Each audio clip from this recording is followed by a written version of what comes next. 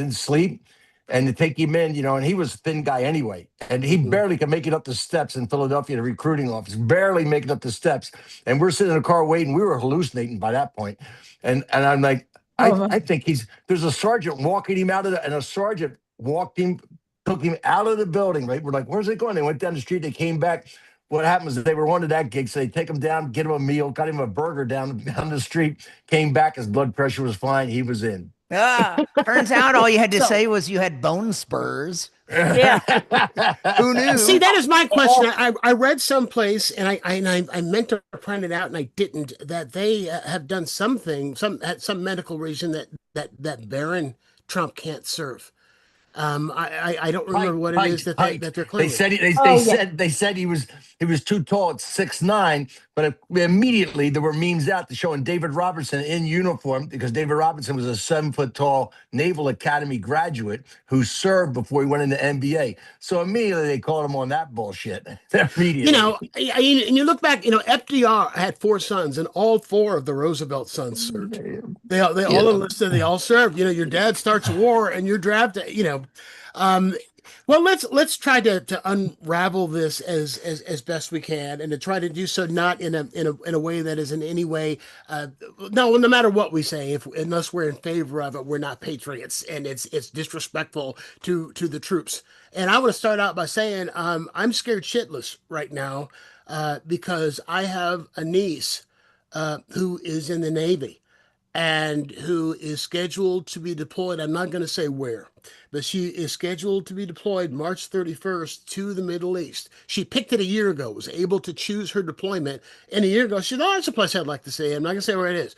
And the base where she was going to, or is supposed to be deployed, was hit by the Iranians over the weekend. And the very building she's supposed to work in was hit. So nobody was in it, fortunately, so there were no casualties as far as she knew from that, but she's still expected to go. And it just scares the shit out of me that we have American troops. She's what is she, 30, 34, 33? She's been in 12 years. And, we have young people who are losing their lives. And, Lindsey Graham is saying shit like, if your kids die, they'll have died a noble death. And you've got Trump getting off of Air Force One, walking into the White House. Did you see that clip when they're asking him when the first 3 casualties we found out about, and reporters trying to ask him about the casualties, and all he wants to talk about are the statues that have been installed while he was away in Mar-a-Lago over the weekend, and never addressed it, never mentioned it, and walks right into the White House. It's like they're so cavalier, and nobody can give a coherent answer when you ask the question, why the fuck are we there? They cannot, you're getting 5 different answers. And none of them make any sense. There was no imminent threat. The nuclear capability, I thought you said last June that you knocked them out. Mission accomplished. We knocked it all out. Then, Marco Rubio says it was because they were going to attack Israel, and then that would have put America at jeopardy, so we had to be preemptive. Then the next day, he says he never said that. I didn't say that. And then they show it close to they side by side. Here he is yesterday. Here he is today. And it's like these people just lie about everything. And there's so much misinformation out there. Our government lies like I was going to say like you've never seen, but we've seen it. The Iranian government lies. We don't know what the hell's going on. And there is a real chance we're going to see American boots on the ground. So, it's starting to spread, and there are people who are making, well, I'm not going to say making jokes, who are talking about World War III. And so I'm going to start with that question. Do you think that they're being hyperbolic when they're saying that, or do you think that in one way or another, everybody gets dragged into this at some point? And I'll put this out there. They're already firing missiles into Dubai and every place else. I mean, so it never has anybody been bombed and just given up. Look at London in World War II. The Blitz, it made them resolved. It made them more resolved, and that's what the Iranians are going to do. Everybody forgets the Iraqi-Iranian war. Iran sent sheets of soldiers in suicidal charges. sheets of them, man, and they just threw them out. They have believers over there. They have much more believers over there than Kegspeth up here. And our local Christian warlord, they have way more believers over there, and they're gonna go at it. They're not gonna just go, okay, if you bombed us a couple of times, we're done. Not gonna happen. Well, Not gonna happen. it's so crazy that he would would kill the spiritual head of that nation, and then the next day say, okay, how about a ceasefire? Yeah. Let's kill your leader. All right, They're now gonna that we've fight done that, hey, you know what? Let's just We're let good, right? bygones. No, we're good, We're good. right? Yeah. We'll let bygones be bygones. Now, Right. at this point, No, it's a powder keg. That whole Middle East is a powder keg. It always has been. And now Saudi is involved and they're Well, bombing there's a Iran, and lot. There are a it's lot all of over people. Jerusalem. I mean, what? Sorry. There are a lot of people who believe that No. that this is a rental. Trump has virtually rented our people out to fight the fight that the Saudis are, because they're Shiite virtually, and the Sunnis. I mean, the Sunnis are the Saudis, and the Shiite are the Iranians, and they're glad to go after the Iranians. They have their own little problem with them. So Right. it's insane, but that's who we have. I think this does end the conspiracy about overlords, alien overlords. There's definitely proof now. There are no alien overlords running this thing. That would have stopped. Well, let me tell you the latest. Actually, I should. Then I'll get what you got to say, Brian. As we're streaming live, but there are people who are listening to the feed later on when we drop it on Thursday. So right now, as of 1:17 p.m. Pacific time, this is the latest I've got, and that the U.S. consulate in Dubai was hit by Iranian drones. So was the CIA building in Saudi Arabia and Riyadh. That was hit. U.S. airbase in Qatar hit a ballistic radar detection system. It had one that was hit by Iranian drones. And Trump, who has said that we've had more than enough munitions, has called an emergency meeting of all of these government contractors on Friday to see whether or not they can produce more weapons, because the Iranians are really good at making drones and they can make hundreds of them quickly. And apparently whatever the anti-drone weapon devices that we use, we can do 6 in a year, and they can do hundreds of these drones. And something else I found out that I didn't know, and a lot of people don't know, when you think about countries that are killing, having assassinations of dissidents and whistleblowers and people who have defected and whatnot, you always think about like Russia and China, right? Well, the Iranians are number one at that. They make Russia look like amateurs, from what it is that I understand.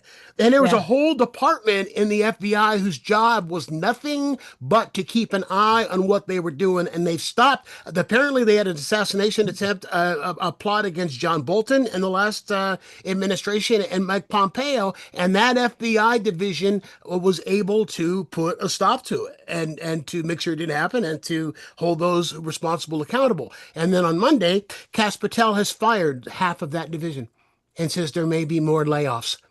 And they're the ones who are responsible for keeping an eye on Iran and whether or not they do anything here on American soil. So, Brian, your thoughts with all of this going on? Do you think there are people who are still talking World War III? Are they being hyperbolic, or does this fizzle out in a couple of weeks? Well, What? oh, I couldn't be that optimistic as fizzling out in a few weeks, but Oh, I someone's also- saying that. That's what Really? that's some MAGA's saying. Oh yeah. yeah, but these are the same people that were saying he's the one anti-war president, has never started a war. Nobel and they've Peace Prize. Never, that's this. It's the same thing they've always done. You remember when they said, you just watch with COVID, you just watch the day after the election, it'll mysteriously disappear. Yes, I And then forgot whenever they make those proclamations and they don't happen, you never hear from them again. You never hear them saying, oh yeah, we were wrong about that. Never. And here, has anyone started more wars? And the Dow is not over 50,000 anymore. But Yeah. all the world markets are crashing. Get ready for $10 a gallon gas. You know, when you've got, was it 20 or 30% of the oil that's coming through the Strait of Already Hormuz? so high. carnage. Oh my God, we can't live anymore. Leave us alone. Stop fighting. It's Well, just there are people who are terrible. calling this the Epstein War. I mean, They that's are. what I they're was just calling going it, to say and you that. should. I was talking to Tom Sawyer, who executive produces this podcast, before we started, and there was an email from 2018, email exchange between Steve Bannon and Jeffrey Epstein, where Epstein says in the email that if Trump ever gets cornered, really gets cornered, he'll start a war with Iran or he'll start a war with Syria. Jeffrey Epstein called that back in 2018. And I would say the last couple of weeks he's cornered, or at Yeah. least he was. Yeah. You don't think he's cornered anymore? Is that what you're saying? Oh, I think that he thought that the same crap that George W. Bush thought, that, we would be greeted as, we'll do this and then we'll bomb them, and we'll come in and be greeted as liberators, and they'll throw rose Right. petals at our feet. And that's not what's happening here. You know what Rich was saying, and you were saying about how, we can't wrap our mind around how this idea that they might just, oh, it's okay, it's not that bad, we don't understand how different a mentality. It's us that I think is the oddball. I think it makes sense from their perspective, the everything that they've endured.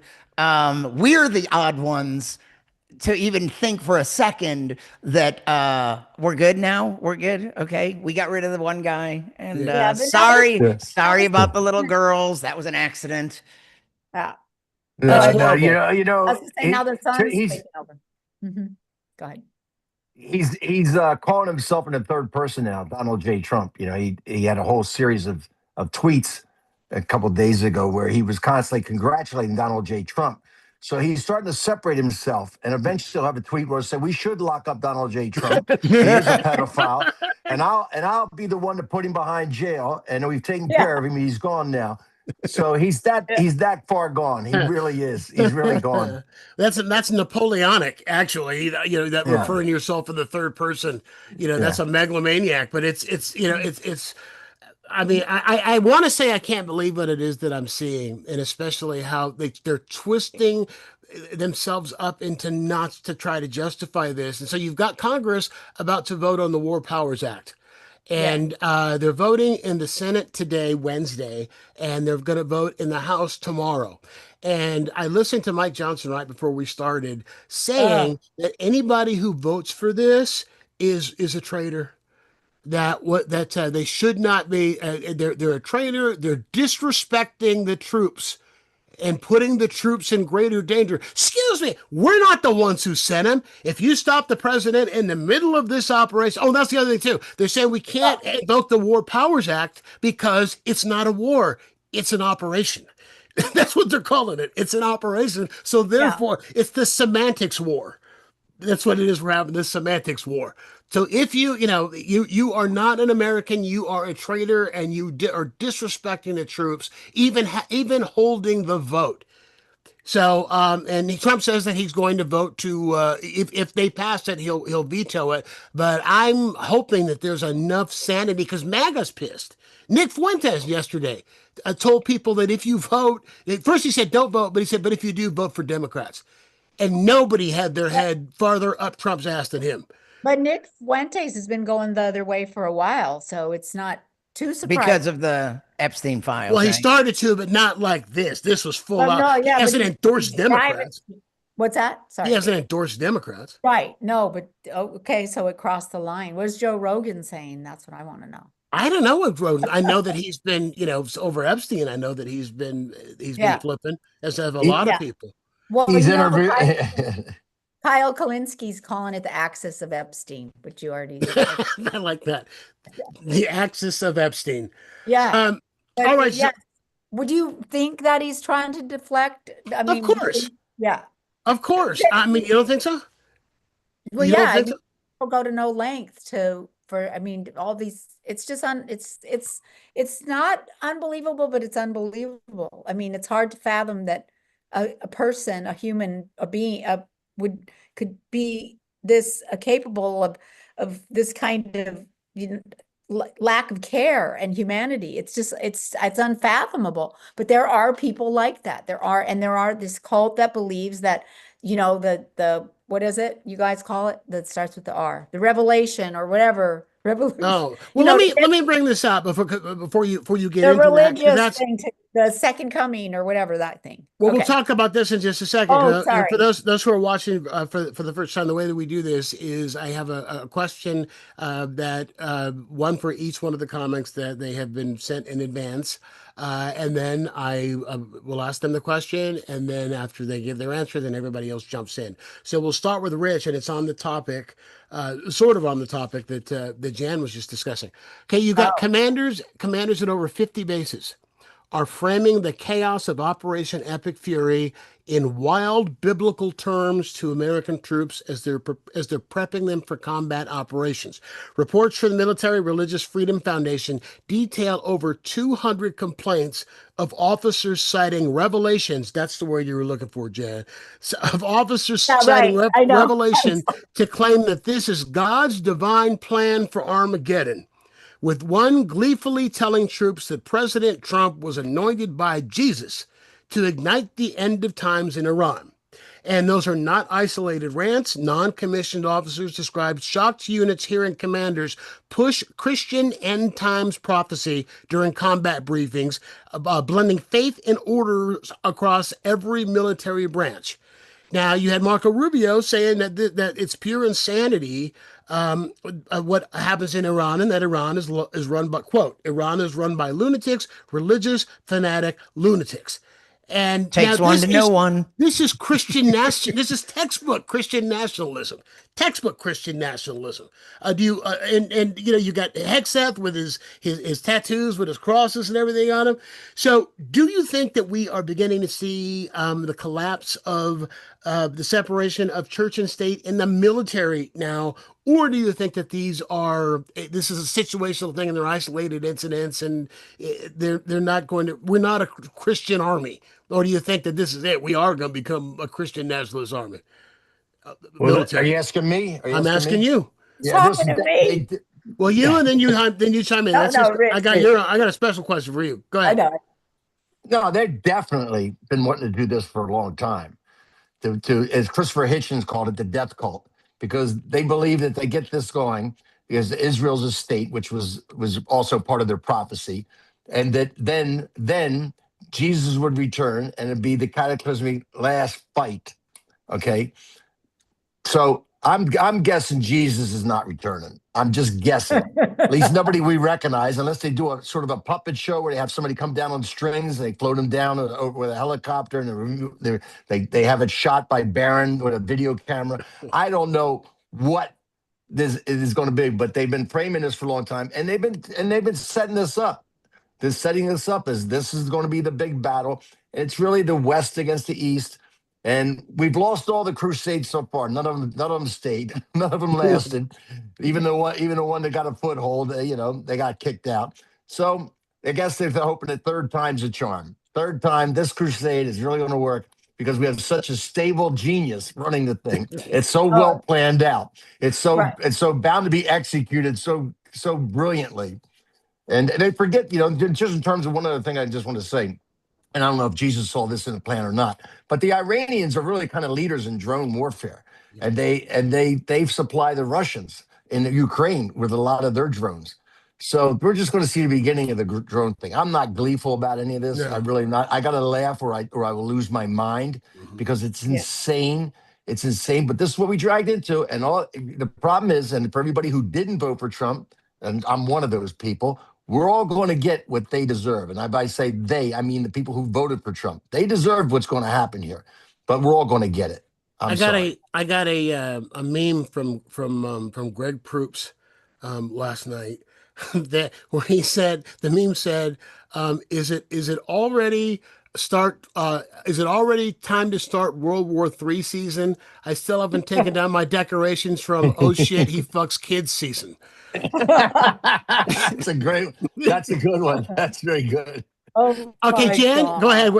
Your thoughts on the same question. What was I? Your What thoughts on the same question? Are we seeing the separate? Oh, right. The dissolving of the gosh, separation well, between church and state in the army, in the military. now it's insane, but that's what Ted Cruz has been talking about, right? Get Jerusalem and getting everybody to Israel and the revelation and all that. So I don't know that. I'm not that I don't know that much about it, but I wasn't totally prepared to answer that. But it does seem like it's. Well, I know going you that have way. thoughts on. I know that you have thoughts on what's going on in the Middle East, and we'll get that with your Yeah, your I do question. have thoughts on what's going on. Is with- that my? Are we going to my question now? No, actually, I'm going to give Brian a chance for this. Okay. Brian a chance to I answer know, this. you guys, I feel, here's my thing is like those guys and you guys are so smart and I'm smart too, but I'm not like a historian. That's smart. not. I get Has caught nothing. up. Has Like, nothing to do with being smart. It has to do I with feel- I only studied for what I thought was going to be on the Yeah, test. yeah. I studied. What? You know, You're saying I didn't. You're Back- going into or, Fredo shortly territory. after- I'm smart, Michael. I'm smart. I'm not dumb. Not like people say, Michael. Fredo. We're going into Fredo territory. Shortly Russ- after the 2024 election and or around the inauguration, you know, I didn't really know who Hegseth was, and I checked out his Wikipedia page, and I found it very disturbing because there was stuff in there about a book he wrote and talking about a coming, I don't know, it's not a race war, it's this religious war, and that, you know, looking forward to it and referring to a bloodbath. And so this kind of doesn't surprise. I mean, I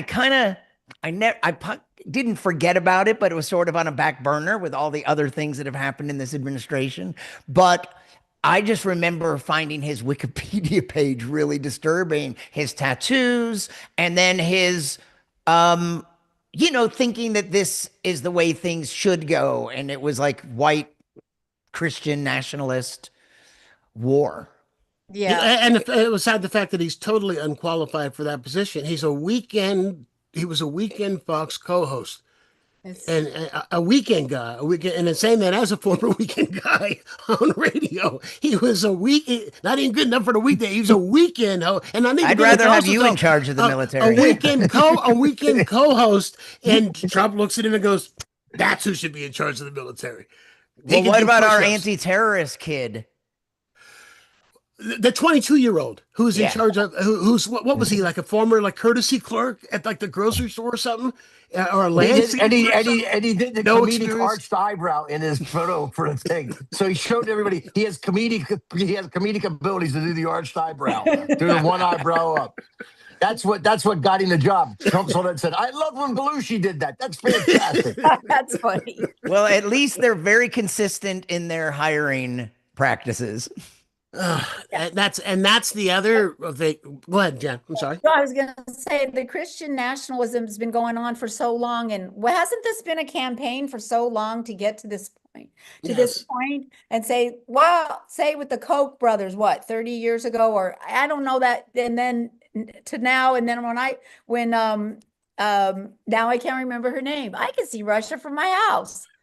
Yeah, it's funny, isn't it, Sarah Palin? I know, But it's funny about how these people can dominate the news and you completely forget about it. I know. Wait, what's Sarah Palin? And then that kind of started that whole in the Tea Party to the J6. That's what I think, to people going radical and really being out there, outrageous with this whole thing, to be able to carry it on to then get Trump in office and then to vote him back again, and it's okay. And they're all following this weird sort of savior lunatic. It's insane.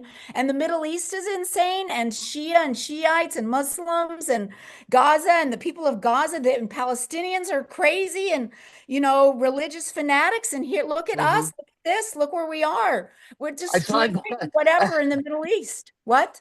Jan, I thought you were going to break into a version of "We Didn't Start the Fire" by Billy Joel, right? We did. You're just like, listen, I'm really upset about this. Sunni Muslim Shia, we didn't start. The Shia. Does anybody know all the words? Palestinian. I've never met anybody who knows all the words that we didn't say. What? All right, Jan, your question. Got off track. Sorry. Your question. Okay, and I checked with you first, but to make sure this was okay. Yeah. Okay, That's what gets me all steamed up. You know. You are of Middle Eastern descent. Ooh. you want to talk about your heritage? Is that all right? You're Yeah, Middle Eastern. yeah, that's What, fine. your mother's side or your father's side? So my mom is Syrian and my dad is Lebanese. So I hate myself. And that's one of my jokes. Mhm. And so, but I wasn't really raised any kind of religious. We were raised Christian. My mom's Greek Orthodox, my dad's Catholic and Roman Catholic, but we went to church, but it wasn't a big deal. And my mom's was her parents were immigrated. Went to Detroit and they tried to blend in. So I didn't even really know about the Muslim community or anything. We lived in Arizona. So I'm not per se kind of an Arab, which I kind of wanted to be or tried to be, but they downplayed it. So, what's the question? Well, the question is this: as reprisals as reprisals by Iranians and their Middle Eastern allies and sympathizers increase, do you see a rise in anti-Middle Eastern sentiment? And I've often wondered whether or not, because you do talk about it on stage, have you ever been hassled during like after 9/11 when you were doing a set, if you mentioned your background? Has anybody ever, harassed you? And do you worry about that now? It's like not part of my thing. People always ask me, are you Italian? Are you, Greek or are you Brazil? And I was like, no, I'm Middle Eastern. They go, oh, but so I do see that, like that Arab. Well, you talk about it on stage, though. That's why I'm wondering. I do talk it on stage. No, but I do talk about it on stage. I went to you guys been to Israel with Avi on his tour? And I said, I did it. Yeah, I did it. You just went, right? Just went. Yeah. Oh man. Yeah, you should tell them, by the way, whenever they say Middle Eastern, they go, oh, you go, no, I'm the pita falafel Middle East. Those people. I'm the what? I'm the pita falafel Middle Eastern people. The hummus, the people you like. That's who I am. That's a good one. So I said, hey, because I have a thing that I do about I get typecast in auditions. I get the same audition over and over for roles. I audition. I'm tired of auditioning for the sympathetic wife of a terrorist. Then I put my thing and then I go, but he's a good provider.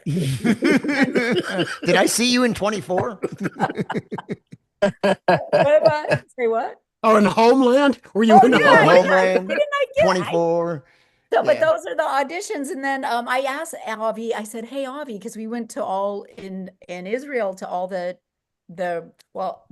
different, what are they called? Cities? You go. What are they called? Well, you went to the old quarter in Jerusalem, I'm sure. Yeah, we went to Jerusalem we did that, and Bet Shemesh and all those. Yeah. Yeah, Modin. But you really go around Jerusalem because your daytime you went and did the tours and everything. We went and walked, but for the shows it was mostly, it's the Jewish small audience. towns. Yeah. And I asked him, is it okay for me to do this bit if I tell them I'm Syrian Lebanese? And he goes, well, just make sure to tell them that you're Christian. Say Christian Lebanese Syrian. So I was like, oh, okay. So when I did it, I say, hi, I'm a Syrian and Lebanese. Christian, I'm Christian. So wow. So there was a thing there that I thought, oh, they'd be welcoming. We're kind of all in the same area, but no, it's not that. So how did you do? I did great. It was great. I mean, but what's the gig? I mean, how many shows is how many venues? It pays $5,000. No. And what? Oh, it was like 5 different places that you go to, and they're pretty, it's nice. It was really good shows. And but we didn't get political, or I didn't, or that was as far as I could go. I was afraid to do it because it's my closer. But it kind of brought sympathy in a little bit, I think. And kind of broke a little bit of a barrier, but without being threatening. So I kind of myself to talk about my culture to them so that they could see the human part of it. Because, this was right after, when was it? It was it was right after the, October 7th. So it was in March or something. Yeah. It was a little bit, touchy. Jeez, of all times. Yeah. I mean, of all times, and for you to go, of all times for you to go. Yeah. That's what I, and then my God. Yeah. I landed in Copenhagen and there were rockets firing into Israel. And I called Avi. I go, Avi, our plane's delayed. He goes, it's just Hezbollah with their stupid rockets. And I was like, Is that? he goes, Wow. don't worry about it. You're gonna. And then a couple hours later, he goes, you're fine. It's fine. You'll be fine. And then he goes, we got the Iron Dome. I'm like, okay. I mean, they're that blasé. I mean, they're that blasé about it. Well, Avi is. Hi, Avi. And anyway. Oh my God. So that was my first kind of real personal experience with that sort of difference. I didn't really understand it as much. Like I said, coming from Arizona, not really being raised like an Arab per se. So you've never dealt with, as we are frequent. It seems like every time there's a Republican in the White House, we are bombing the Middle East. And you have never had to deal with even though you're not Muslim, anti-Muslim sentiment, anti-Middle Eastern sentiment. You've never had. No. Like I said, I other than that.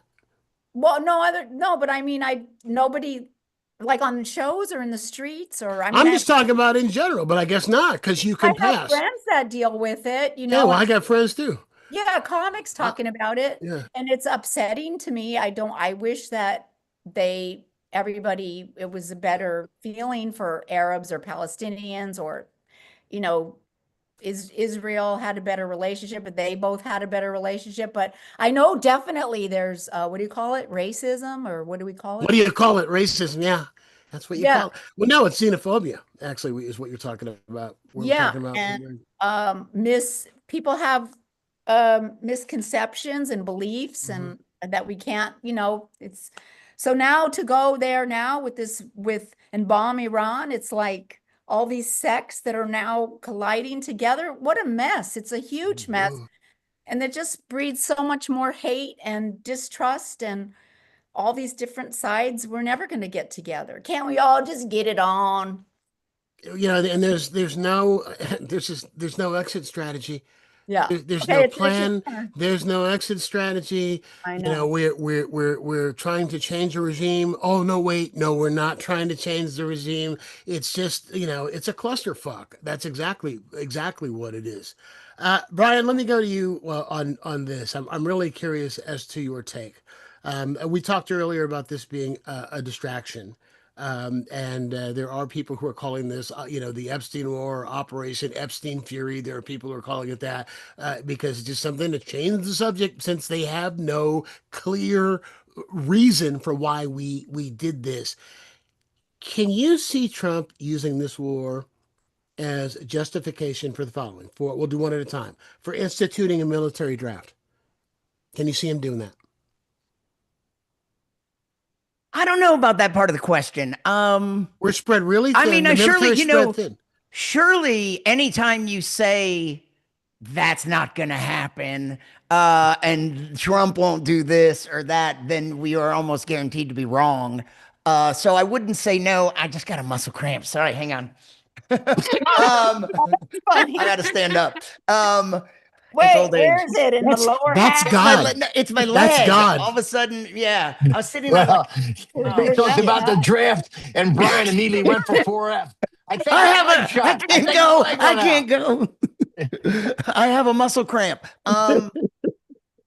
But sure, I could see that. Hey, they're already doing everything they can who have our soldiers traditionally been? A lot of times young people of color, and foreign, one more, they're already making efforts to clear these people out of the country. So here's just one more way. Let's just send them to a war. All right, let me ask you this question. Can you see Trump using this war as a justification for suspending the midterms and for canceling the election? He's doing everything he possibly can to try to make it harder for people to vote, or he has danced around, the question of whether or not we should have an election, or there shouldn't be midterms when there's a president in office. It's so stupid, so just ridiculous rationale. Or term limits, right? Or Constitution, any of that kind of stuff. So can you see him using this as a justification? Absolutely. To nationalize. Haven't we already had that fear for months at least? And if we have elections, we already see how they're not going to be fair. I mean, they've already gerrymandering and who knows what else. We already know that we can't count on a really fair election. And I mean, isn't this the exact thing? Isn't the war the thing that's like, and doubters wanted to say, oh, that's not going to happen. Well, here's the first part. We're getting involved in a war that's not going to disappear in a few weeks. So, but you know what? I didn't even think that was necessary, because just think of all the little things they did when they first started sending National Guardsmen into various cities. Yeah.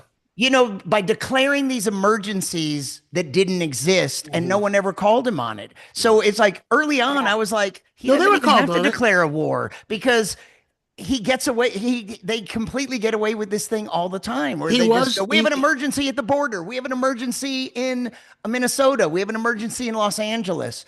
And there's no emergency. And he was called on it, but there are just no repercussions. That's the problem. Every single one of it, because the rationale for the guardsmen was that there was crime in Los Angeles, and there was crime in Portland, and there was crime in Minnesota, and it's only in blue states. And then you look at the crime statistics in red states like Florida, like Texas, way higher. But there's no National Guard going there. But they are called. He is being called out on it. But the problem is, how do you hold him accountable? How do you hold him accountable? And let's say the War Powers Act passes. Let's say that it passes by a veto-proof majority in the House, and it passes in the Senate, and they can rein him in. And what if he says no, which he'll do, and just ignores it? How do you hold him accountable? Well, I mean, you know, there is a way to hold him accountable. It's the other branches of the government. But what are they going to do? But he's the commander in chief. How do they do it? Again, how do the other branches hold him accountable if he says no? I mean, they're not. What are they going to do? Put him in jail? Supreme Court said nothing he does is a crime. Yeah. So how do you hold him? I'm serious. How do you hold him accountable? If they vote him in a way and it's veto proof that he doesn't like, you know, he's already, you know, there are judges, the federal judges that he appointed, that are furious that his administration is ignoring court orders over and over and over and over again. Anybody else would be thrown in jail for contempt, not him. Because what are you going to do? Supreme Court says nothing he does is a crime. And who holds accountable the person who is in charge of who controls the military, who controls the mightiest force on earth, who holds them accountable and how? And that's the scary part. For me, that's one of the scariest parts. So, and the last question is this, and this is the big one, and that is, do you think that under the wrong, you know, right for him, a wrong set of circumstances, that he would use a nuke? Do you think he would ever use a nuke? Well, again, I mean, didn't he talk about that even during his first administration? The possibility of using a nuke. The thing is about, like, the way you wrote it when you said it was specifically using a nuke in the Middle East. In the Middle East. That's kind of rough. The Middle East is a pretty small area, relatively speaking, and nuclear weapons are not a very contained kind of weapon. So it would be really risky to even do it, but that doesn't mean that he wouldn't. That doesn't mean that he wouldn't. Yeah, you're acting like he thinks things through. Oh no, not at all. Not at all. It thinks of ramifications. No. There's every reason not to do it, but that doesn't mean that he and the rest of his administration, because frankly, you know, they don't care about anybody. I don't see him using a nuclear weapon for one reason. What? There'll be no chance of developing real estate in that area afterward. Oh, that's not in his lifetime. There's no point. Yeah, there won't be a Gaza. There'll be no hotels on the sea. I was going to say, I wanted to stay at the Tehran Trump. Toronto Margo. There won't be a Toronto Largo. That would be the best business deal that got away. God. Yeah. And afterwards, that would be his thing. Oh, I forgot about the real estate. Yeah, how long would it be bad though for? Because he won't care, because the grandkids might be around by the time they're waiting. Oh, he doesn't give a shit. And he doesn't give a shit about soldiers who are dying right now.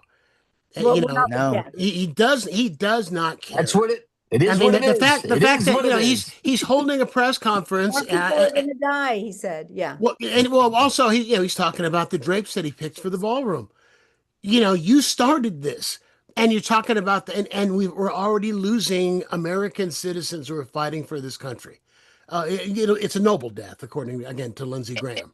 Bottom line is, I would not put any of these things past, do I think they will happen? I don't know, but I wouldn't put anything past them because this whole administration, well, empathy is a weakness, right?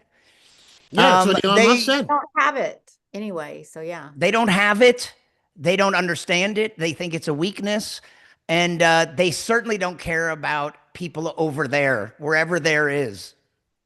All right. Let me ask all of you this question. I'm hearing more and more MAGA voices that are saying I'm through with this because he ran on two of the main things he ran on were that there would be no regime change wars, and there would be no more foreign wars under his administration, like the Democrats, and like the Democrats are doing this all the time. That's number one. And number two is on, like Kash Patel's big thing was the Epstein files, and Democrats are protecting pedophiles. And then once he's FBI director, it's never mind, nothing to see here. Just move on, move along. So there are MAGA that's saying, nah, I'm done, forget it.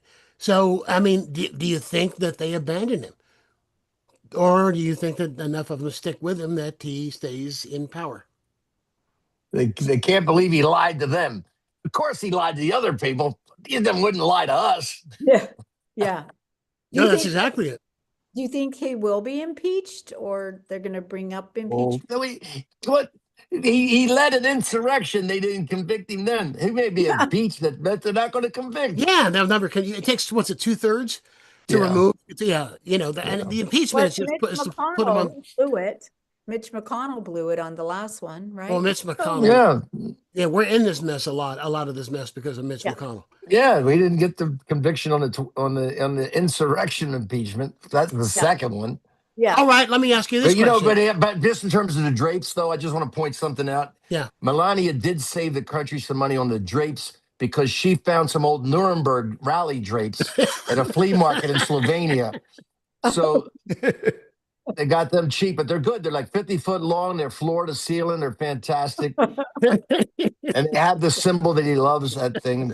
They're on brand. On brand.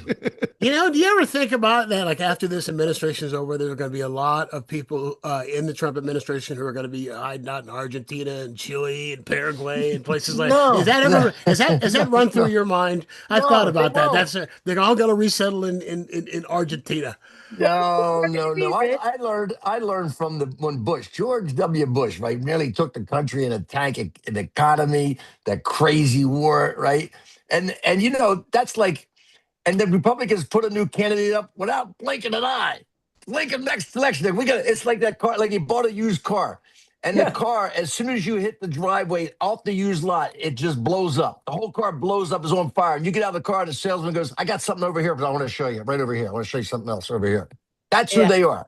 They're shameless car salesmen who they sell you a lemon, and the Republicans are going to put another candidate up and go, Trump, that was a one-off. Forget that. We got another candidate over here. Much better. Yeah, I'm sick of this pattern since well, I guess the pattern started with the first George Bush.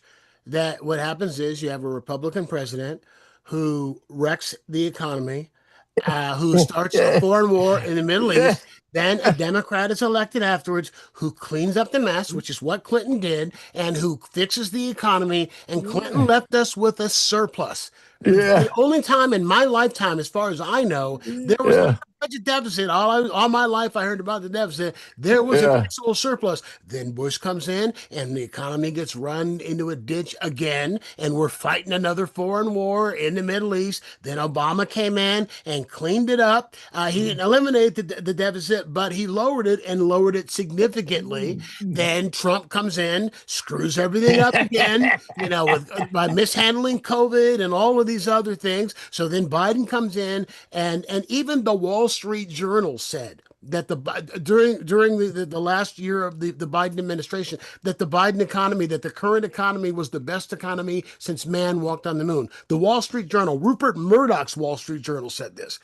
every respected financial publication and economist said that it was, yes, inflation was a little bit high, but if you looked at all the other indicators, but still, the Democrats are voted out and they voted in a Republican. Here we are again. The economy's in the shitter and we're fighting another foreign war. So how is it that they developed the reputation for being the fiscally responsible party? Yeah. It's insane. And if I have have you seen this in the past couple of days? If I have the numbers right, that 14 times the Dow, which they care so much about, has dropped 1,000 points in a day.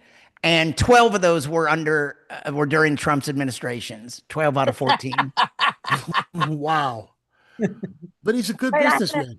I had a joke. I had a joke, but I couldn't get it in there.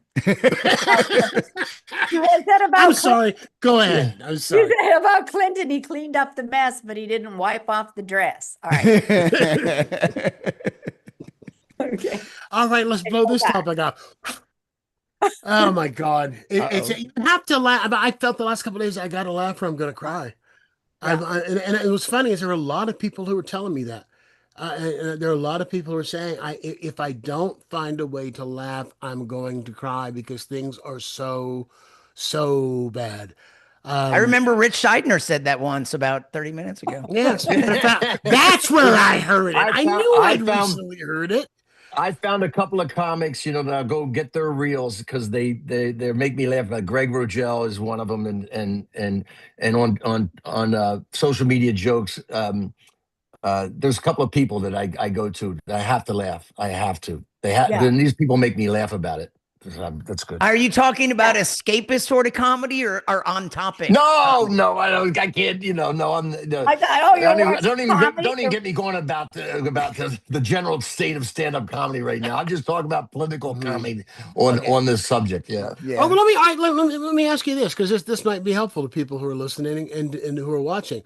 Because my original plan when he got elected the second time, my original plan, and I did a video about it, was that my philosophy, the first administration, I ran around with my head on fire and slept next to my phone. My phone was my alarm clock. First thing, it would go off. I'd look at it and wake up pissed off to see what it is that he did overnight. Because, the fact is that, I'm on the West Coast. What has he already fucked up on the East Coast now at 7 a.m. on the West Coast? What horrible, am I in slavery again now? What did he do overnight? And I did this for 4 years. And so I said, this time I'm not going to do it. The plan was this time is I'm going to get up. I'm going to work on my novels. I'm going to work on jokes and stuff. Then I'm going to exercise, eat a healthy breakfast. I'm going to play with my granddaughter. And then once for an hour from between 6 and 7:30, I'll watch the news. And if there's something that is a hill I'm willing to die on, then I will become engaged. If there's something, if it's human rights or reproductive rights or immigrants or the poor, things that issues I care about, those are hills I'm willing to die on.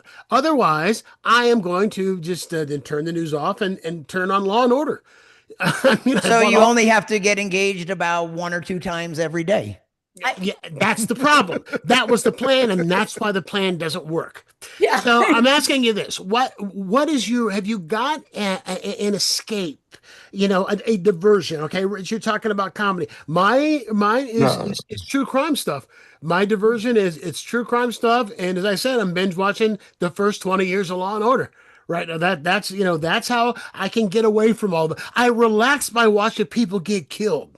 Think about that for a minute. How sick is that? I relax by watching them solve murders. That's how that is. I like forensic files in that area because they generally always get the person by the end of the episode. So that's but I came to believe the same sort of thing you did, where I'm just going to work on the things I'm going to work on creatively. Mm-hmm. And remember in Band of Brothers, there was a moment where this one, he was sort of the ghost lieutenant who was a wild guy. And he sees a young guy scared, and they're in battle in Germany. They're fighting. I mean, not Germany yet. They're just landed in Europe. And he goes, "You have to come to believe that you're already dead. You're dead. You're dead. And once you accept the fact you're dead, then you can go about doing the business you need to do." And so I came to believe once Trump got the second term, I went, the country's over. It's over. Stop worrying about it. It's over. He's going to take us down in various ways, and then you'll just see what's going to be. And then I can go about doing the other things I want to do. But so you surrendered already. So basically, I surrendered. It's you over. Gave up. I voted yesterday. I will continue voting. I will continue all that stuff. But really, it's over. It's over. The country as we knew it is over. You can't be disappointed anymore. That's right. Exactly. Exactly. Right. All that's expected. Everything. Every person who is nominated for a cabinet position is uniquely unqualified for that position. Everything is going on. He's taking it down where our friends, our former allies, they no longer like us or respect us. Our enemies don't fear us. It's over. The man in charge of our health snorted coke off of a toilet. Yeah, everybody's uniquely unqualified. Uniquely, like they were chosen. Like Putin just went down. This guy here, this guy there, she here. They're completely unqualified. The guy running the economy he's bankrupt everything. He's the worst businessman in the world, and we're like, yeah, run our economy. Yeah, and also some of the stuff. It's amazing how much stuff happens every day, every week. But some of the things they've done, the consequences are very long term. And, I'm obligated to bring the science cuts and the medical cuts and the U.S. aid cuts. These are things that, we're hearing they're already the U.S. aid cuts, but the science cuts, that's something that what's immediate is people in the science world losing jobs and not getting grants and not being able to, and leaving the country. Guess where they're going? Where are they going? They're going to China. All the people, the brain drain always came to us. They came to us because we protected the scientists and their integrity, and they came to us. And now we cut all these people. We cut them. And guess who's saying, come over here? China. And we're shunning the incoming foreign students and all the research. Oh, my God, there's a terrible graph that just came out recently that was the cuts in science. But that's something that it will be noticeable, but it could be years before it's really noticeable. It won't be that long. Stuff's happening, but there are consequences coming for a long time. Absolutely. Not easy to recover from. I saw that. Our reputation is ruined. What was the number one joke about Americans before? Fat jokes about Americans. The foreign comics, the foreign films and all, whenever they did jokes about America, it was fat jokes. Now they've added pedophile jokes.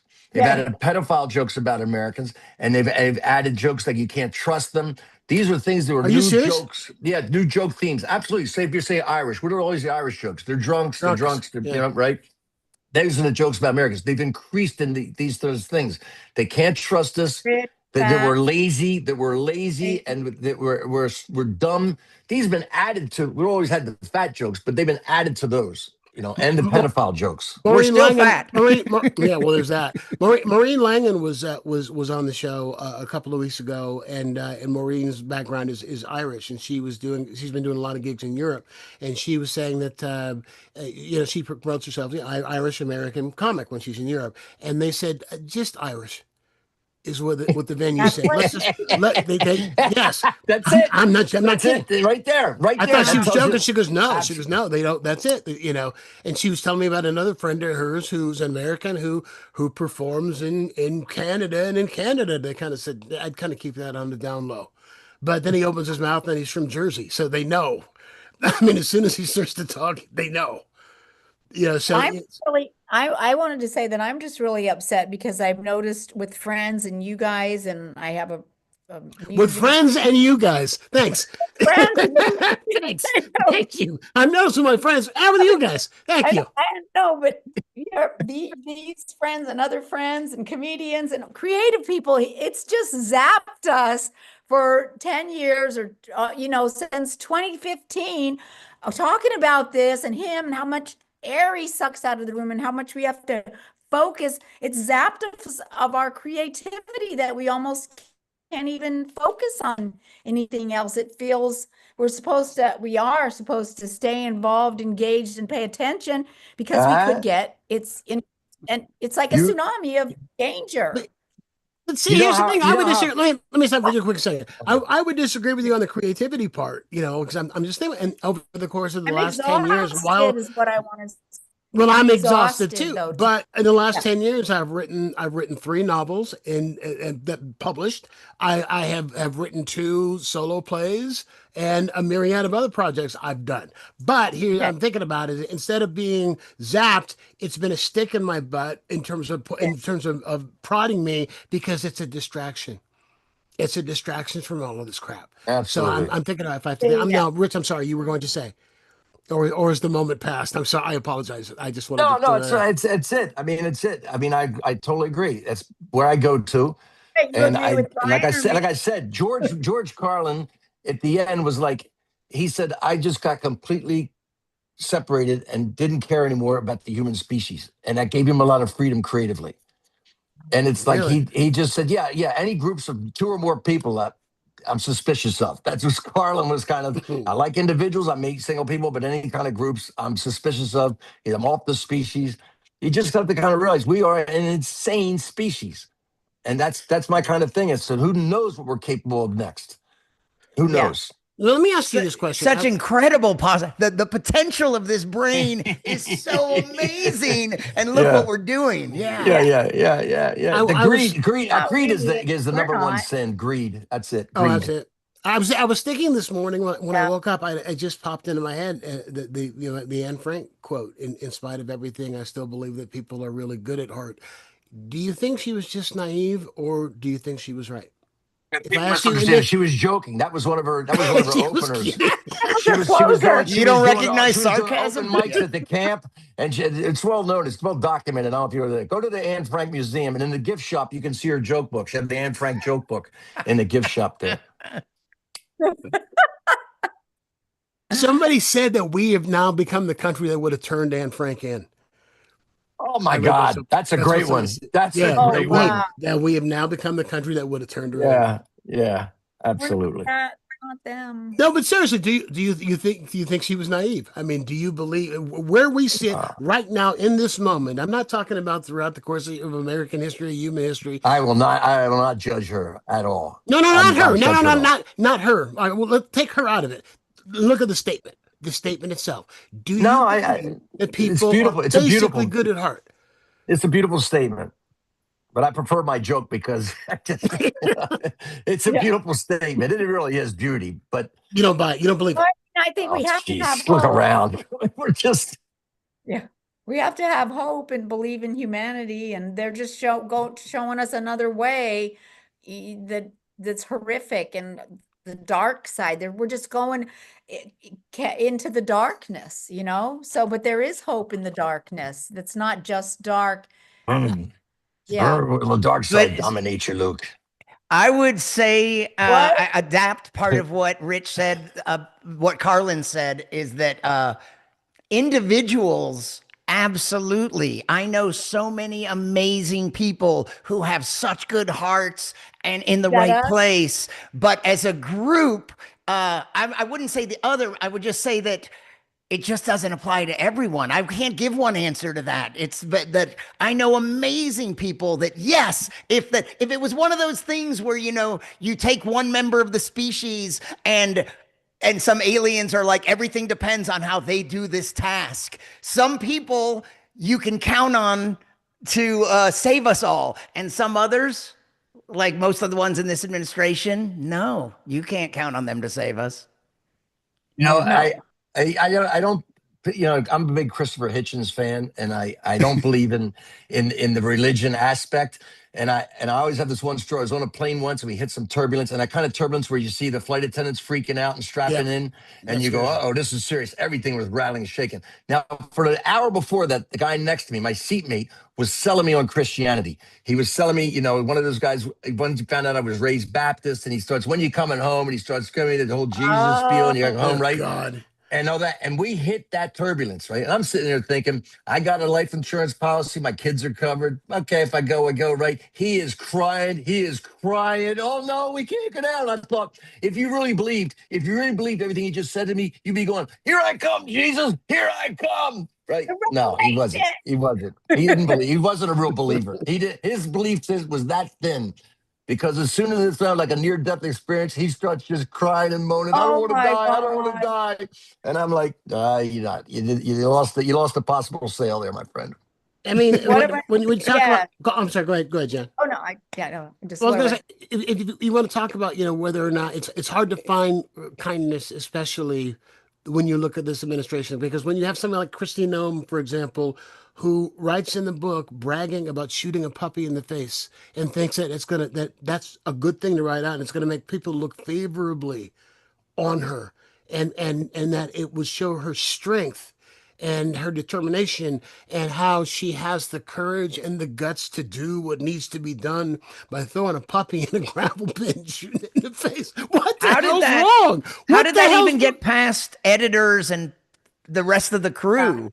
Yeah, how did I wonder that? Didn't somebody say you might want to leave that part out? Didn't she have AIDS or assistants or campaign men or somebody, a publicist, somebody who said, you might want to leave the one thing that Democrats and Republicans can agree on is dogs. Yeah. That's the one. Liberal, conservative, doesn't matter what religion, is dogs. That's the Was it- only was it- thing in was it- America. Not even cats.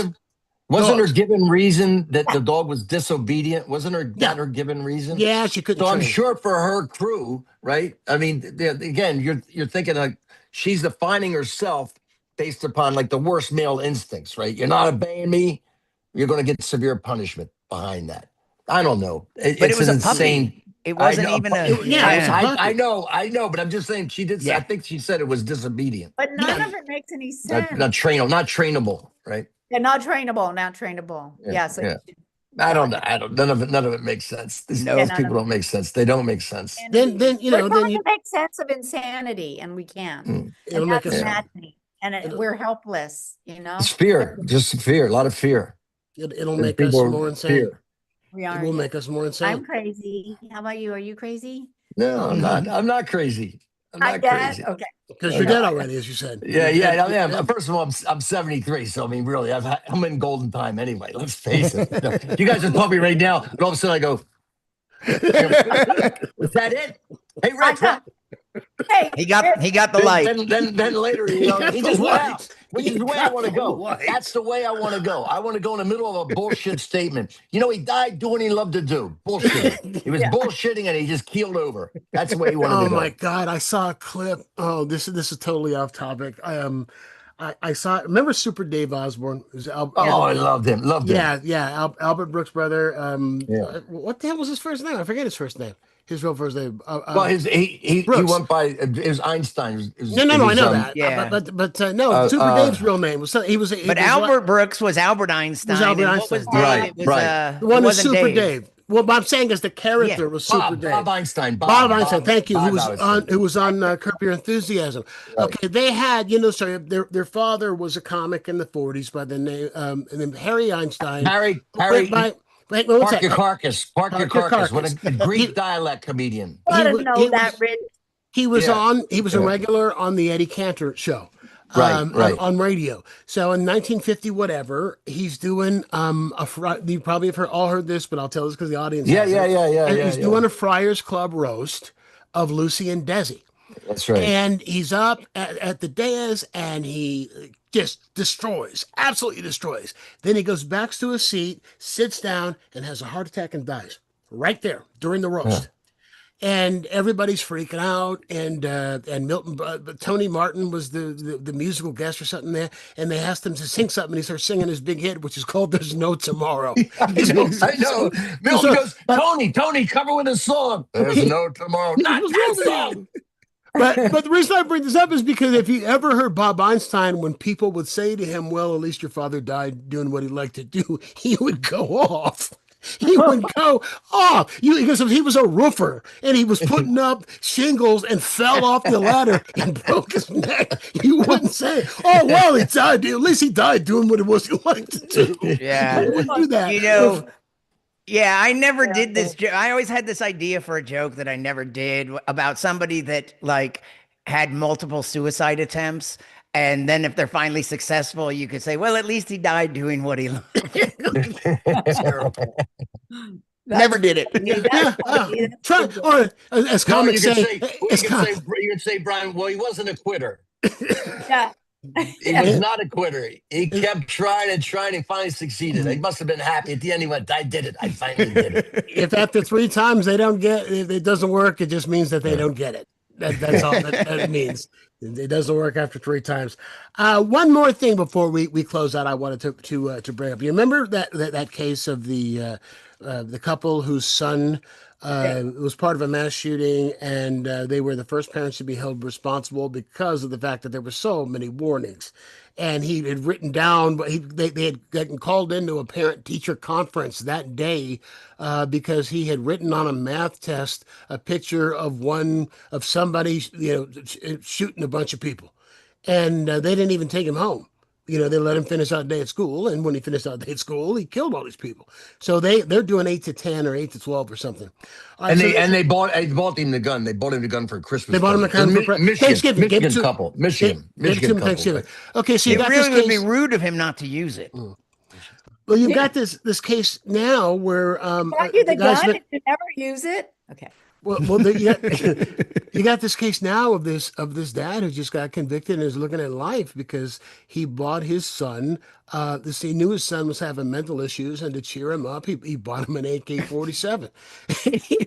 He let him keep in his room. How about taking him for fries and a milkshake? Yeah. It's over. And so they're holding him responsible for it. And it was so not a surprise that his older sister and dad, I guess, were together when the news broke that there had been a mass shooting, and they knew it was him. As soon as they heard there was a mass shooting, they knew it was him. So I guess my question is, when you have these mass shootings and it is a minor, do you think the parents should be held responsible? I mean, you had one of the Columbine kids were building pipe bombs in their bedroom. Yeah, I do. So yeah, we're all in agreement. You do. I do. I think that it'll bring more awareness, and maybe they'll be better parenting because they'll pay attention more. They're not going to pay attention if they're going to raise them like that and give them a gun and not step in and intervene and parent. Then yeah, that's the risk that they're going to have to pay the consequences for it. I mean, in this case, the kid was obviously suffering from depression. So rather than take him to a doctor, they gave the kid some of his mother's prescribed antidepressants rather than getting his own. That's what they did. Yeah, I'm not kidding. So here's an AK-47. Here's some of your mom's Zoloft. Now buck up. Sunshine. Nice cocktail. Yeah. Buck up. Your thoughts, Rich? Would you hold parents accountable for that? Absolutely. And at a minimum, I'd have them sterilized. Just no more kids. Okay. Because that's what they do. Well, we lost Sonny. We got to bring another one in. So I would say minimum sterilized. They should be held responsible. No question in these sort of situations. But it's, once again, it's an AK-47 with a 16-year-old. They gave me a 410 to hunt when I grew up, a 410, single shot 410, right? And I was out there shooting. 410's a small shotgun. Like there's 12 gauge, and this is the smallest of one you can get. It's a scatter shot thing. It's really good for birds and whatnot. And that was it, single shot. I went hunting with my dad. I took a shot at him with that. He never went hunting with me again. Right? Even my dad knew. You're young and angry. And they go, give him a gun. There was a reason. We had we had gun courses. You had to take gun courses and safety things. And now they're just going, give them an assault weapon, a multiple firing thing. No, give them I'd say anybody under the age of 18 has to hunt with a musket, the old Revolutionary War style. Pour the powder into the thing, ram it thing down. By the time you finish 3 shots, you're exhausted and you got to take a nap. All right, well, let's back up a second. He buried the lead. You took a shot at your dad? Oh yeah. My dad and I had a real problem. We had a real problem. So you're not joking? Are you serious? No, I did. We were hunting, and I saw an opportunity. He was down to the left of me, and I was supposed to have my gun pointed to the right, which I knew. I mean, I really swear, I remember this. I was 12 years old. I was so angry at my dad by that point. And I put it in my other arm, and then I put the safety off, and I shot. Like, I didn't have a good aim, but it kicked up right by his foot. And he looked up, and he went, yeah, he knew exactly what had happened, man. Wow. He looked up, and he son of a bitch. And then that was it. The end of the day, man, he took the gun from me, and he never he took hunting with it. He took my brother's hunting, never took we had problems again. Now listen, that I also want to say that my dad, the last 30 years of life, we loved each other so much. I got sober, he got sober, we both made amends with each other. It was a growth for both of us. But at that point, there was not a lot of love in our house. But my dad, he knew immediately, man, right, what I tried to do. Did you ever have that conversation? Remember Oh, that absolutely. time I tried to shoot you? Absolutely. He said, I knew. He knew. He knew, you know, and his brother was on the other side of him. He even knew. I mean, he looked over and went, that kid just tried to shoot his old man. Nice. Somewhere in there, you reminded me of. We didn't hunt one more second. I was like, all right, back to the car, man. We back to the car. I got slapped in the head. Get in the car. Slap. Hey, Dad, I was trying to lie. I said, I didn't know the safety was off. Somewhere in there. How do you check to see if the safety's off? Pull the trigger. That's what anybody will tell you. How do you check? He knew, man. He prevented a school shooting, though, right? Yeah, By taking exactly. the gun away. Right. Somewhere in there, you reminded me of a routine. I worked with Skip Stevenson in a previous century, probably. Do not tell me he had a routine like that. Please do not tell me, because I but can he never had tell a brilliant gun. But he had a brilliant routine about gun control, and all I remember is the last or towards the end, this line that is so good, which was about people saying that I need it for protection in my home, and he had this line that was like, if you need an AK-47 for protection in your home, you're probably fucking up in your personal life. And then he had this scene with people like soldiers rappelling down onto the roof, and it was very funny. Yeah. Oh, that's very funny. I would not expect that from Skip Stevenson. So that's in me. That's incredible. So I would think that. So I think that what I heard about him is that you sure that wasn't Richard Pryor? I mean, you want to think that through? No, absolutely. Skip Stevenson for Richard Pryor. I don't know what your drug background is. If you did a lot of hallucinogens or anything. Absolutely. It was when I worked with him. Oh God, you're killing me. He was already. It doesn't sound like Skip Stevenson. He had. It was towards the end. This is the Real People comic. I want to remind you that this is the Real People comic. Yeah. What I'm saying is that I heard he told me he had wanted, before Real People, he wanted to be like Johnny Carson. He wanted a talk show. And I think he had a lot of interesting material. And then he got this pilot that nobody thought anything would come of. And it became his career. And he had a lot of sadness around it, because he said he became super wealthy and people came out of the woodwork, including family members. And then a lot of it went up his nose and to up friends' noses. And that when the money went away, it was even sadder when family members went back into the woodwork. And he was not in a great place, but he had a lot of old, it was topical from a couple of decades before. Yeah. Because when I made it, so this must have been later, because I met him when I first moved out in 82. There was the Laugh Stop that it was out in the Valley, and he was a regular there. He'd go in there all the time. It was and then he was doing a lot of blow. I did blow with him back then, and he was doing a lot of blow and drinking a lot. And I didn't, I'm that's what I'm saying. I mean, this is a great bit. I'm surprised that this was between. It was between 92 and 95. I asked him if he wanted to go. If he wanted to go hunting with me, and he turned me down. That was a missed opportunity there too. But if you look at those who remember Real People, I was in high school, and one of my teacher's best friends was one of the producers on that show, and so he would send me Real People t-shirts. I ended up becoming really good friends the last 15 years of Bill Rafferty's life. Did you guys know Rafferty? Oh, right. Did you know Rafferty? I didn't know him. I knew him very well. And Rafferty was funny, but Rafferty was really edgy, and but had to do happy talk on a show like that, and that happens a lot. That happened to me. I ended up doing a morning show here in San Francisco that I had fun with, but you have to do that morning happy talk, and the stuff that I did on stage was a lot. In fact, first time I worked with you, I was doing that show, and you said you're a lot funnier than your material. It's because I had to be careful. Well, I was like, I was really young, and I had to be careful because if I was too edgy on the stage, which I'd been before, it would rub off on the image that I was supposed to have doing this happy talk morning thing. And Byron Allen was on that show, who's now a billionaire.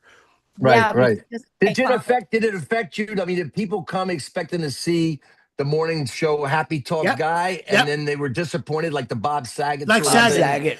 Right? Saget. They used to have to put a sign out, for my understanding is, and tell people who were coming to see Saget, look, this is not the dad from Full House. We're telling you right now. You have been warned. Yeah. Don't bring your kids. But the problem was those people couldn't read, so it didn't really matter. When they saw the sign come in, they still got crazy about it. I was one of those rare people that knew about Saget because in 1981, when I graduated high school, we went to the Houston Laugh Stop to see the New Year's Eve show, some unknown comic. It was Saget. He destroyed over the next couple years in Houston and Austin. I saw him multiple times. One time with the unknown middle act, Emo Phillips in Austin. Emo. And so by the time he became famous, it was like, I already knew what kind of comic he was. Wow. Emo, because Emo was Emo and Judy opened for me in Austin too. Yeah, Judy Tenuta and Emo. Yeah, and I took them out on the lake there because I had these free rental boats, and they would give me these boats because we did a lot of cocaine. They'd come to the shows, and then I took them out. And I guess I was a little crazy with my driving, steering out there in the boat because the next day, Judy was still. She's like, Emo.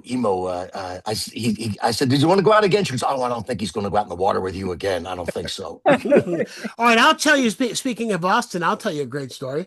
When I was doing that Happy Talk show I was talking about, we had on one morning as guests, we were able to land Meryl Streep and Renee Zellweger. And at the time, they were promoting this movie called One True Thing. It was Renee Zellweger's first movie after Jerry Maguire. She'd done Jerry Maguire and had gotten huge, but she had not had a second follow-up picture. And in order to get Meryl Streep, we had to take. There were a couple times that happened where somebody we wanted, so we wanted George Clooney, and they'd say, okay, we'll give it, but you have to take Don Cheadle. So it ended up being fun, but it was, we had to take Zellweger. So they had rented a suite like at the Pan Pacific Hotel or something where we did this live broadcast over a couple of hours. Got to spend the morning with scared to death because it's Meryl Streep. But the whole time I'm trying to talk to Meryl Streep, Renee Zellweger's all, I know you. Where do I know you from? I know you. And I'm like, yeah. Meryl, it was like that.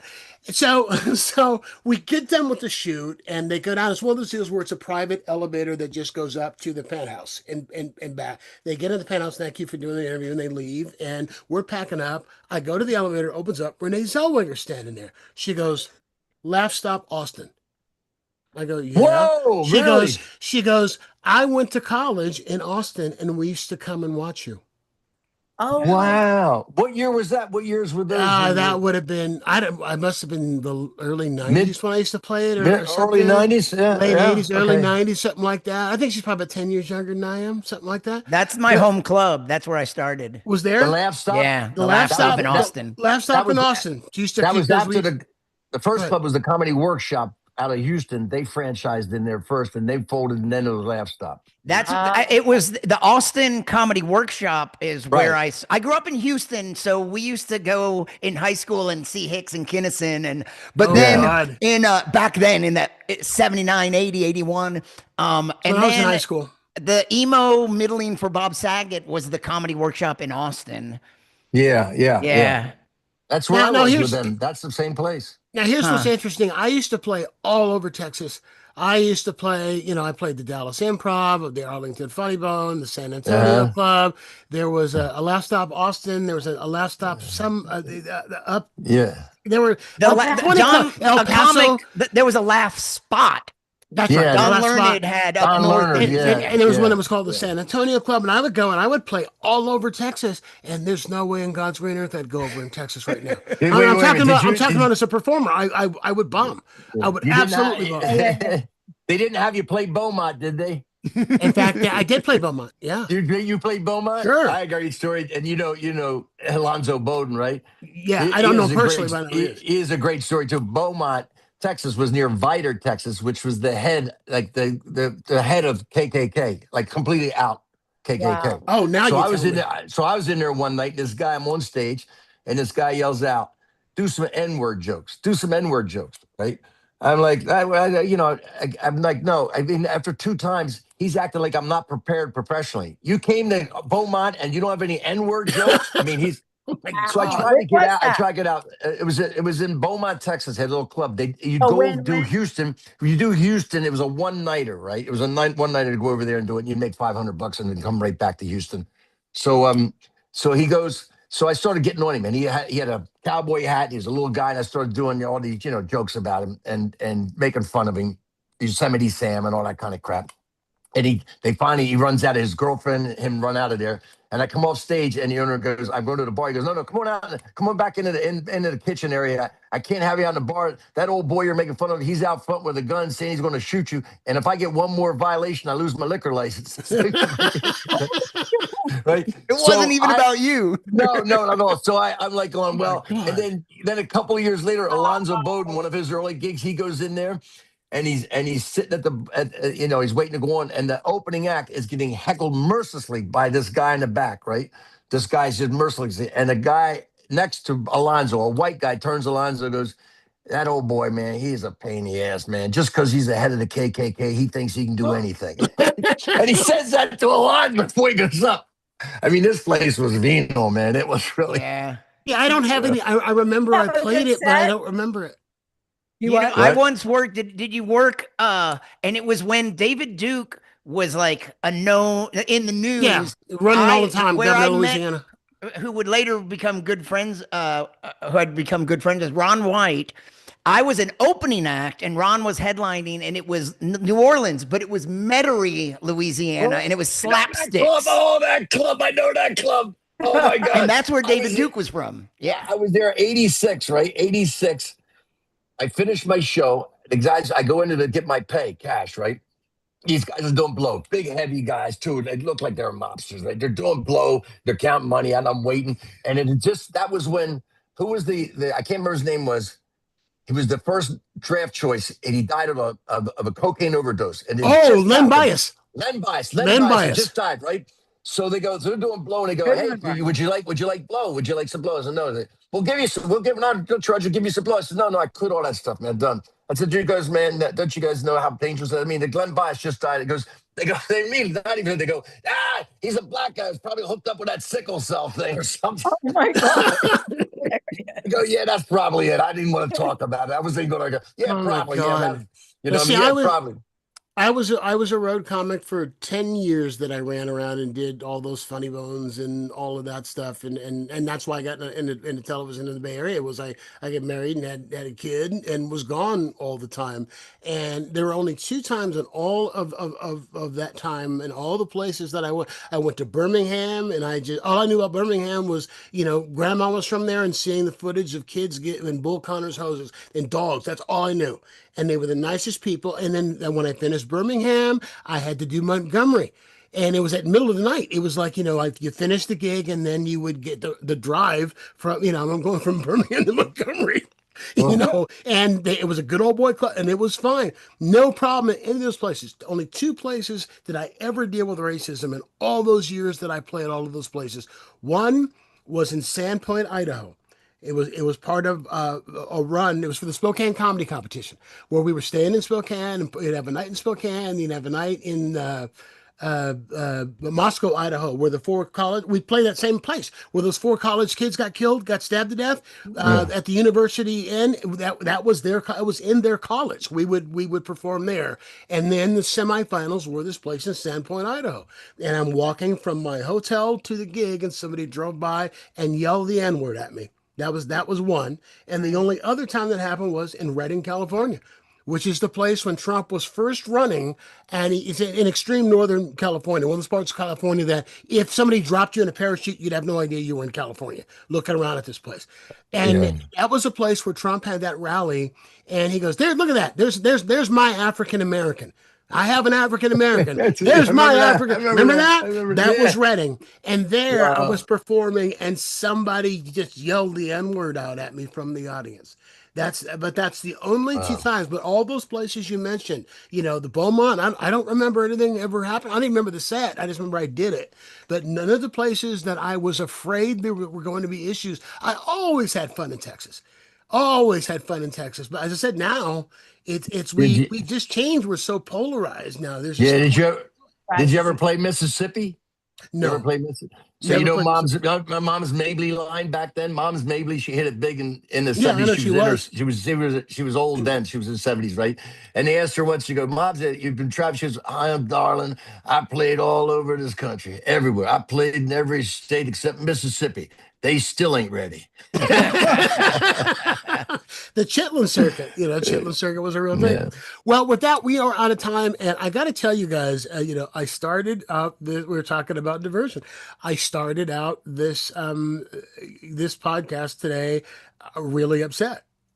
Really upset, not in my stomach. I had been for a couple. I told you about my niece who's in the service, and I just nervous and upset. And I feel better. Laughter is medicine. You start telling road war stories and warrior stories, and it's so I guess the moral of this last 90 minutes is find some way to laugh and to get away from it.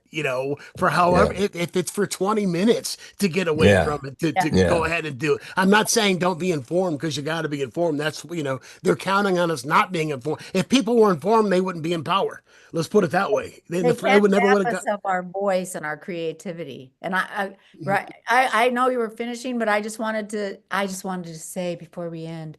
No, when I was 19 and I went to New York and then DC, and I saw Rich Scheidner at Gavin's, and that's when I started doing stand-up. And you did that smoking bit, but I dared something about dare. Oh my God. Yeah, I did. Yeah. And I gave one of the lines to Hicks because he was doing a whole thing. But at the time, that's so funny. Remember that, right? I know. Right? I always remember. Yeah. I smoke Camel non-filters. These things cause cancer in cigarette machines.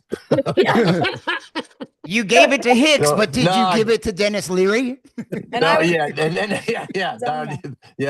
right. Exactly right. That's a great joke. That's a great joke. Funny, Jan. I didn't know that you would. It's so funny. It's so funny. Kira Sultanovich saw me when she was 16 in Cobb's pub. Oh, okay. And I talked to her after the show, her and her friends. She said, "You're very nice, very much a gentleman."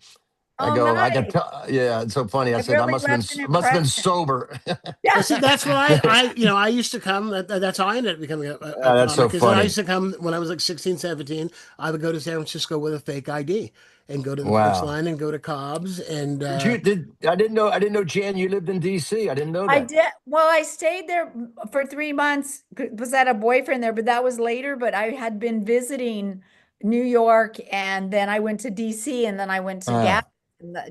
Garvin's. It was Garvin's. Garvin's. You're right. That's Garvin's. okay. Yeah, Garvin's. Yeah, Garvin's. Yeah, Garvin's. Yeah. That's so funny. You were 19. Is that funny? Yeah, I know. And I hadn't really seen live stand-up being in Arizona, so it was kind of like my first. Wow. Yeah. So I just remember you don't even know who was on the show that night, Garvin's. Yeah. That was. I should do a show. I'm gonna have to do a podcast sometime. We do nothing, but I spend the whole 90 minutes, no politics, nothing, and all we do is just tell road stories. Just for an hour. Just tell. Actually, I'm gonna do that. We'll plot one of those, maybe around like April Fool's Day or something, where we'll do nothing but tell. We've all got a million. I was John Fox's opening act. That's all I got to say. If you want to know about road stories, he got a hold of me at 22. John Fox was, I was John Fox's opening act. So I got road stories. Oh my God. So we'll do that. Oh my God. So Brian Mallow, Jed Karam, Rich Scheidner. Hey, thanks very much. Thank you. Please, all of you, come. A lot of fun, you guys. Okay. Thanks for the laughs. Thank you very much. And Jan, you get an A on your test. You did fine. Thank you. It's great. Okay, I did all right. Okay, thank you. You did better than all right. Thanks for having me on. I hope I didn't sound What really pisses me off is Jan still looks 19. That's what really pisses me off. All right, see you guys. That's because I'm Lebanese. Yeah. You don't look like Danny Thomas. I'm Irish German. I'm aging like a potato out in the sun too long. All right, see you guys. Well, that's going to do it. That is going to do it for this week. And I'm going to mention again, because Rich is gone, that, as I said, if this is your first time watching this is what we do. We talk about what's going on in the news, and we just thought sometimes it's funny, sometimes it's heavy, but We just, we riff. It's a kind of a mashup of comedy and what's going on in the news. But to be the number one best news podcast in the Bay Area, that's Congrats. it's flattering, but it's like, who are the other 14 if we're number Right.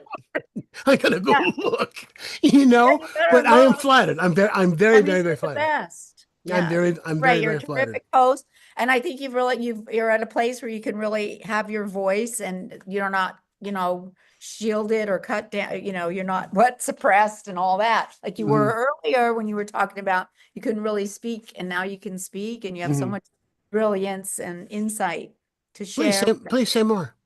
Don't worry, he's gonna have you back on. I told you I'd have you back on.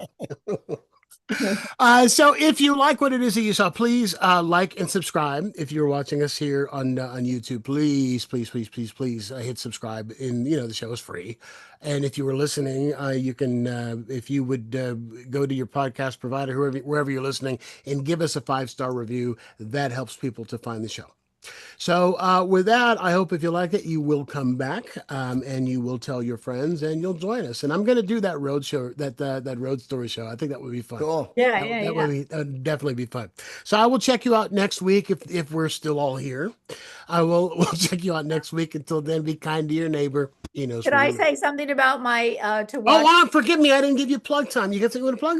No, we need a plug time. Well, my Dry Bar special, if you're looking for a diversion, my Dry Bar special is on the Dry Bar Network. It's an app, and if you put in Jan Karam, you can get a free month subscription to watch it. So please watch it as a diversion. It's funny. I have not seen any of those shows, and I hear that they're great. Yeah, they're really good. I mean, they did a good job. I'm pleased with it. But I think you have to go to Dry Bar Network. You might see, or it's not a network, but the Dry Bar app. Some stuff's on YouTube. It's streamed on Dry Bar. On Dry Bar. Some stuff is on YouTube. But maybe not whole, Maybe older pieces, or So it's an app, because everybody keeps plugging Dry Bar. Saying it's an app. It's stream. You go to drybar.com and then you join. You join. You pay a certain amount. What do you pay? You subscribe? Is that how it works? Yeah, you subscribe. It's like a yearly or monthly. But if you use my name, Jan Karam, you get a free monthly. Just don't forget to cancel. But it's good because there's so many comics and so many shows that you could use it as a diversion. Oh, that's a great idea. That's absolutely great. All right, we'll check. Not like Jan. 2 crimes. No, are there no murders? None happen. Yeah, no murders. Nobody dies on stage. People murdering on stage. It doesn't happen. Yeah. All right. Anyway, I will check you out next week. And by the way, since we're live, we have to let ourselves out. So Brian, pardon? Brian. Oh, I do have a plug. I don't really have any. Yeah, do you? Oh, which Brian? There are two Brian. There's stereo Brian. Go ahead. Brian, Dave, you got a plug? Nothing particular right now. Okay. Yeah. And I am. I will say I did shoot again for this on the History Channel, a show called The Unbelievable, hosted by Dan Aykroyd. And a few weeks back, I shot some more for it. I don't want you to watch it, but if you do, you might see me in it. Nice. You don't want us to? Why don't you want us to? Well, some of it's a little cheesy and embarrassing. I didn't see that. It's okay. You're forgiven. Okay, so you used to be on this Dan Aykroyd show. Exactly. It was fun while it lasted. You used to be. I am in San Rafael on Sunday evening at 5 at the Marin Shakespeare Company. Oh, wow. And I'm doing my Trump show, The Great American Shit Show. It's monologues on life in the age of Trump. Oh. And so it's part.